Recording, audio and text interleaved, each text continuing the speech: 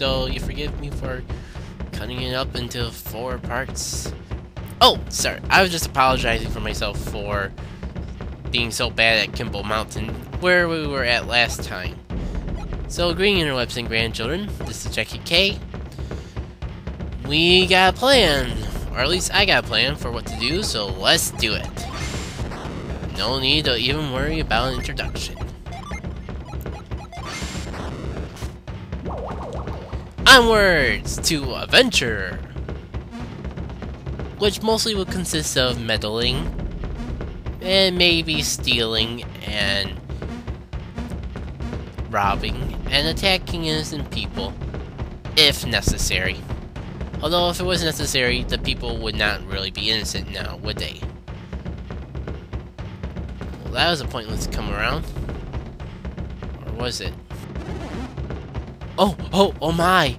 I've heard of ceremonies like these. Foreign deities are so frightening. Oh. Hi there. Okay, this seems pointless. Makes me want to check it out. Okay, like 1 or 2 NPCs I can talk to. He is the witch doctor of Kibombo, holds the most revered office in our whole town.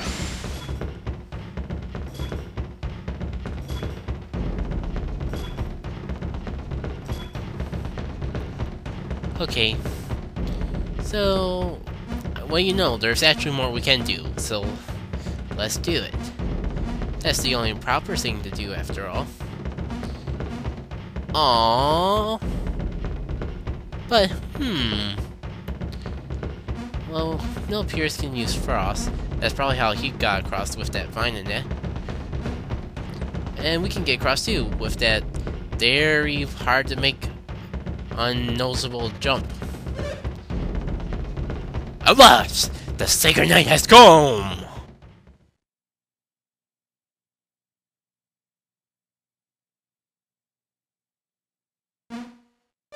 Tonight, Akapupu becomes the Kibombo's new witch doctor. All of you pray in the depths of your hearts for my success. Kibombo, Kibombo, hoogaga, Kibombo, Kibombo, hoogaga, Kibombo, Kibombo, hoogaga, Kibombo, Kibombo, hoogaga. Wait, you weren't there before. You weren't here before. Who are you? What are your intentions? Looks like Pier has already forgotten about us. I know, and we met Piers when he was in jail. It's not like he had a lot of visitors either. So now you remember us. Yes, Piers. What are y'all doing in this place? Actually, that's what we want. No, that's the Jenna voice! Should be it! You cannot have the awesome Jenna voice! Okay. We came here to help you, Piers. Why are you being like that about it? Tell me something. When did I ask for your help? Silence! I shall now present our jewel to the great Gambabooba!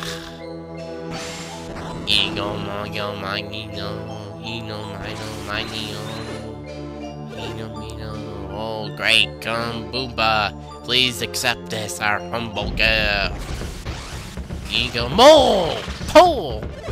Please, great Gamboobo, accept the jewel. Look, the great Kibombo knows the light of the jewel. Why, great Kibombo? Your prayers were weak. Open your hearts to the great Kibombo. Sing your praises and dance for the great Kibombo until your prayers reach his ears. He's no witch doctor, he's an adept. I may have to confront him to get my orb back. I may have to fight. But I'll do whatever it takes. But I have to have my black orb back. It's no use, we can't get to him from here. This won't work either. What are we gonna do? We can't get over there. Piers is in trouble. Shouldn't we help him?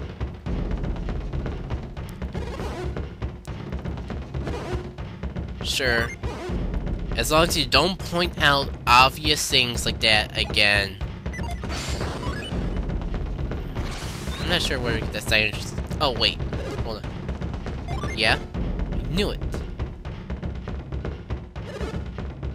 I should have spotted it at once. You're adept. Wait, so does that mean... Yes, my name is Piers, and I am an adept too. To be honest, everyone in Lumaria is an adept, not just me. Lumaria is an island that lies in the center of the Eastern Sea. Wait a second, you said Lumaria? I've heard that name before. Of course, with Lord Bob! Yes, Lord Bobby. Oh, the irony. Once upon a time, there was a man named Bobby. Bobby was a greedy ruler, despite how the game kinda tries to make him look like a good guy. His desire to live forever drove him to do things that would make other people's lives less than wonderful. He created a whole organization of scholars, including Kraden himself, to spend who knows how long of forever studying the ways of alchemy.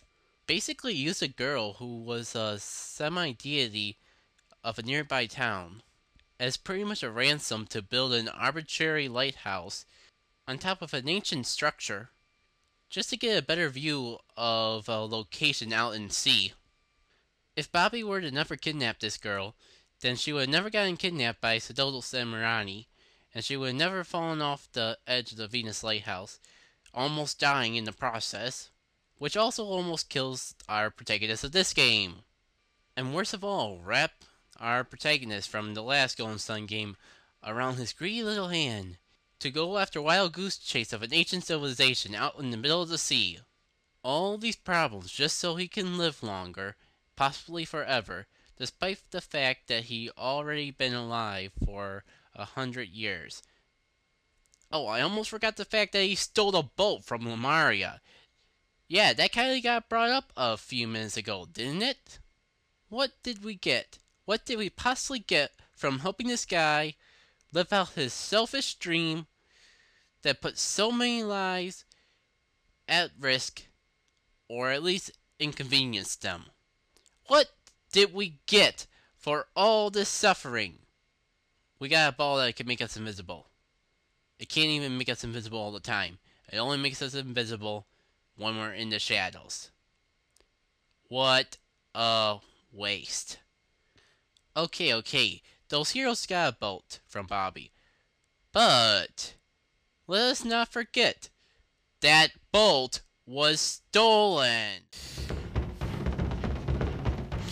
Oh my god. You're correct. My home was, and is, all as you say.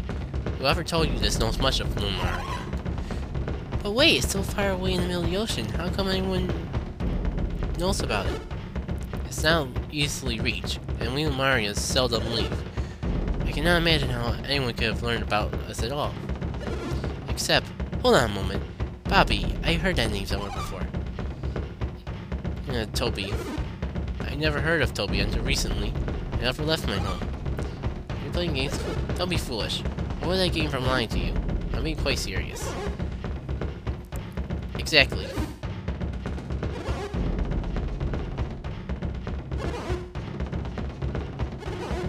You're puzzle Felix. You're probably wondering what I'm talking about. I get the feeling I know what he's going at, but go for it. Yes. So... Okay.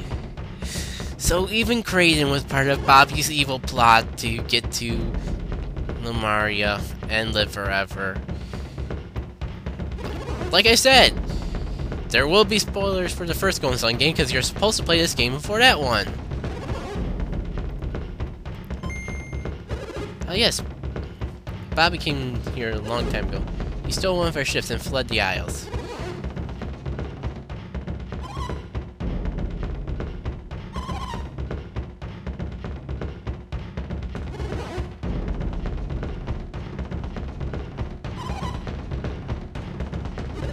Once you left Lumaria, fighting again is quite difficult, even if you know where to look for it. Well, why? The waters around Lumaria are wrapped in a particular fog. It's very difficult to navigate. I remember Lord Bobby once saying something to that effect. Even if one locates Lumaria, getting through the fog itself remains quite a challenge. and there's ocean currents. Only one who can sail a Lemurian ship can complete the journey. Unfortunately, Bobby was the only one of us who could use the ship. You see, Lemurian ships can only be helmed by adepts, which is why I have to get my black ore back. I must be able to captain my ship. There may be something ahead of this path. Then let's go. Wait a moment, Piers. I want to help you get your ore back. You intend to help me, Crane? I'm on this quest for many reasons. One of them is that I wish to see Mara. If you allow me, that is, I like to visit. If it's something you would do for Bobby, then I cannot permit it. Bobby's a thief. He's not one. Mario. Thank you, Piers. Thank you for demoralizing Bobby even more than he already is. I guess. I think Crane said that he had other intentions other than to follow Bobby, but I understand, Piers. You may not be able to take us to Mario. Is that it? Can we talk about this later? Of course. Let's just get the ore back. And Piers had joined our party! At long last, we have our 4th party member. Wait, you know what that means? Bio time! So, at long last, we have the final new member of our party, Piers. Now, as the bio suggests, he's more meant to be an offensive water adept, while Mia in the first game was more of your healer. Honestly, I don't like this too much because Piers comes with a lot of the same synergy that Mia does, or did, to be grammatically correct. For one, he has that fly synergy line. If you remember from the first game, that was a very good way of healing. And he has Tundra and a few other synergies that Mia had. Though Piers also has a couple new techniques that focus more on his offensive capabilities compared to Mia. The biggest problem I have with Piers having Ply is, as you can see from the bio, he has the 2nd worst ranking in synergy points. You really don't want to use him as your healer. I was originally thinking that Shibuya would only be the healer until Piers joined our party, but considering how much faster Shibuya is from Piers and that she has the best amount of synergy points, I think she makes a lot better of a healer if you can just arrange her class so she gets some sort of healing synergy to go along and complement her speed and capability of using synergy. Like Felix, you're better off just having him focus on offense than trying to heal or support your party, even with Ply.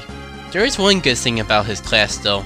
It's the only way we can get Frost in the game, so expect to be in this default class a lot. Yay! So overall with your party in general, best idea is to have the guys whack the stuff and have the girls heal and support. Way to promote sexism, game! Way to promote sexism. Yay! Well, except for Jenna. Jenna's so awesome, she can do anything. You're lucky you have Jenna being awesome both offense and supporting, otherwise you would be sued by women everywhere. So, have a nice day, and make sure she gets a real cameo in the next game, otherwise bad things may happen. Wait, did I say it out loud? Ignore that. Have a nice day. Okay, with that out of the way, there's other wondrous things we gotta do. First of all, elixirs. Give that to Shibuya. Antidote. Give that to Felix. Let's see here. Laughing fungus. Here we go. And cut away! Alright, back with vengeance. Just... oh wait, the Djinns. Forgot they're all gonna be split, but wait.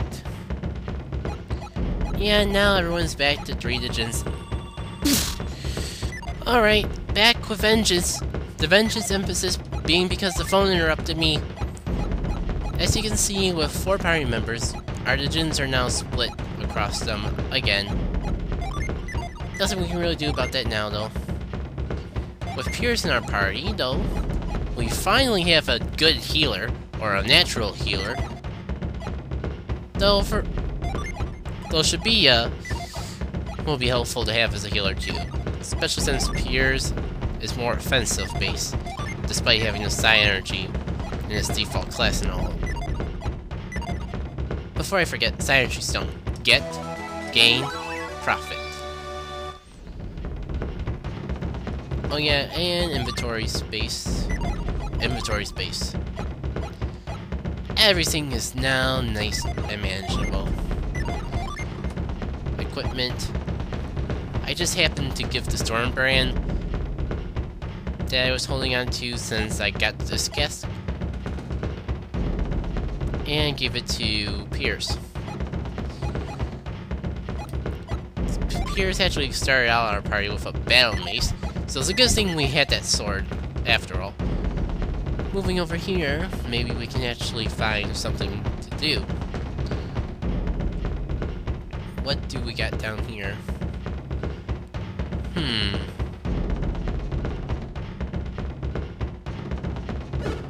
It's a dead end. But this was the only path. Isn't it a little strange that there would just be a path that goes to nowhere like this?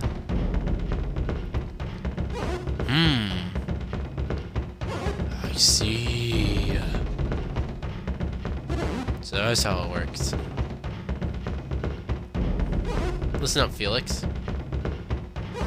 Dig here.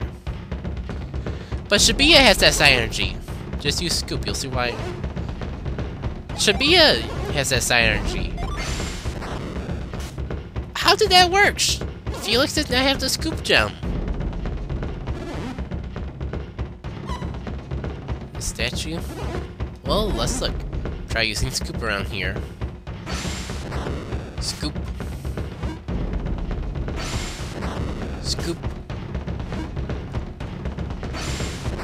Scoop. Ah, I thought so. You thought what? Okay, we can go inside a statue? We could at one point. The entry was probably beneath that stone. I wonder, was this the only one? Seems that way.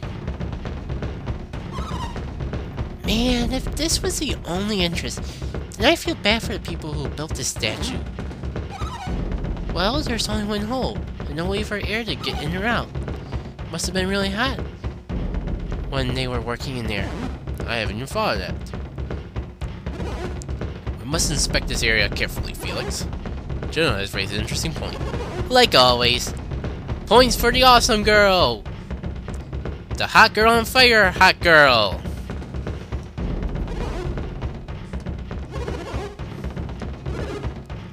Great, there doesn't seem to be any sort here. What were we just looking at? Probably a vent shaft. It would probably be quite old, maybe even buried. Exactly like those marks we uncovered. If that's the case, we should search more thoroughly. Like, oh, I don't know, this single spot that we passed over? Oh wait, Jenna has that, not Felix. I feel ashamed. But point remains. How did Felix do that?